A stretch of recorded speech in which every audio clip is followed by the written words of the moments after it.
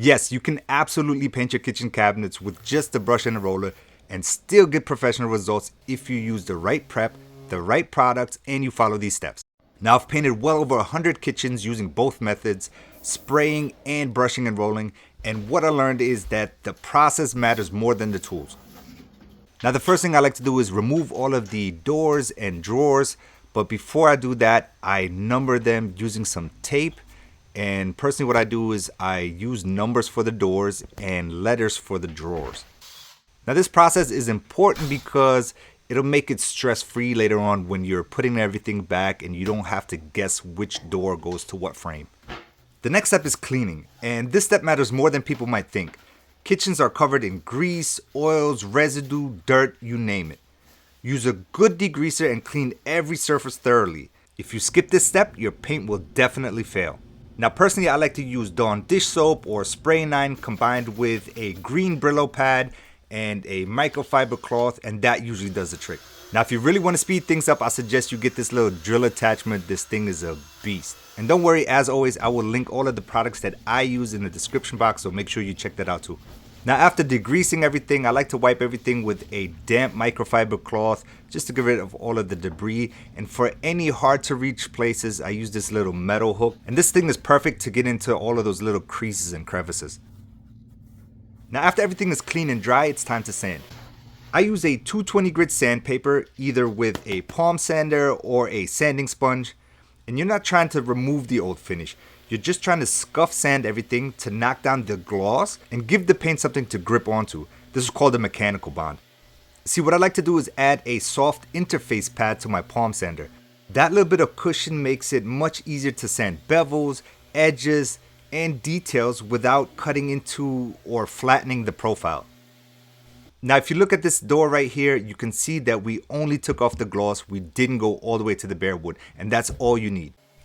Now, we're going to use the same process for everything. So that's the doors, your drawers, and the frame. Now, after sanding, make sure you clean your surface again. So use a damp rag or a tack rag and even a shop vac, but make sure you remove all of the dust so that we can get the best finish possible. Now, for this project, I'm going to use an oil-based primer, and I'm going to apply it with a mini roller, which is a 3/8 inch microfiber nap. And as always, whenever you're painting anything, you want to delint your roller.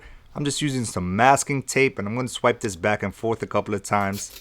And if we take a look at the tape, this is what would have ended up in our finish, so you always want to delint your roller. Now, I'm going to start off by priming the edges, and you don't want to use too much paint because you don't want the paint to get caked up in that little space.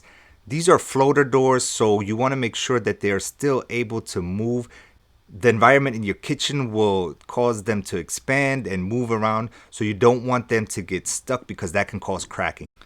Next, we're going to use the mini roller to start applying our primer, and you want to start in the middle of the door and then push your paint towards the edges. You don't want to start at the edge because you can end up dumping too much paint there, and then it just ends up pooling and you just create a mess. Now, as you're applying the primer, you want to pay attention to the grain of the wood. You see these little black spots right here? You want to fill them with your primer. So make sure you take your time and you pay attention to that. Now, in most cases, you can get away with one coat of primer, but sometimes your wood is just so grainy that you have to do 2 coats. But trust me, it's well worth it because if you don't take care of this now, it's going to show in your final product. Now, I'm going to let the primer dry for a full 24 hours. And after that, I'm going to come back and scuff sand everything again, just lightly with a sanding sponge, just to get rid of any dust nibs or imperfections. Now, obviously, after sanding, you're going to have to wipe the surface again, but that should go without saying. And now we're ready for paint. And just like with the primer, I'm going to cut the edges in again. Then I'm going to go ahead and roll everything out with my 4-inch mini roller, which is also a microfiber 3/8 inch nap. And we're going to do that with both the doors, the drawers, and the frames, of course. Quick side note, if you want to speed up the process even more, or if you'd rather spray your cabinets instead of brushing and rolling, I got a full video breaking down a very DIY friendly sprayer that works great for cabinets, and you can check that out right here. Now, for paint, I use Sherwin-Williams Emerald Urethane, which is a urethane modified paint that levels out really nice, it dries hard, and it holds up great on cabinets. Now, I'm not sponsored by them, I just really like the product and it's been working for me. Now, I suggest letting them cure for about 5 to 7 days before you start cleaning them again. And as far as a cleaner, I use Dawn dish soap, which is a mild degreaser and it works perfect.